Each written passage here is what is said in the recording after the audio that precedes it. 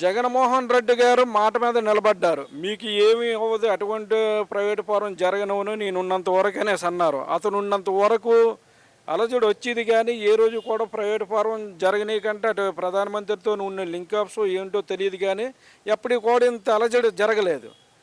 ఈ అలజడి జరగక ఆ టైంలోనూ ఉద్యమాలు చేసేటోడు పవన్ కళ్యాణ్ గారు, చంద్రబాబు నాయుడు గారు, మేము కానీ వస్తే ఇది ప్రైవేట్ ఫారం అవ్వదు, దీన్ని కాపాడుకుంటే బాధ్యత మాది, మమ్మల్ని నమ్మి ఓటు వేయండి అనేసి ఆ రోజు చంద్రబాబు నాయుడు గారు అలాగే పవన్ కళ్యాణ్ గారు అడిగితే అటు ఇటు చూడకుండా గాజువాక ప్రజలందరికీ కూడా ఏకతాటి మీద పల్లా శ్రీని గారిని రాష్ట్రంలో అత్యధిక మెజార్టీతో గెలిపించిన పిమ్మట అతను అతని ఆలోచన ఏమిటో తెలియదు కానీ ఈ విశాఖ స్టీల్ ప్లాంట్ ప్రైవేట్ ఫారం చేయడానికి మొదటి కంకణం కట్టుకునే వ్యక్తిగా అతని ముందున్నట్టుగా ఉన్నాడు. అంటే అతని మాటలు చూస్తుంటే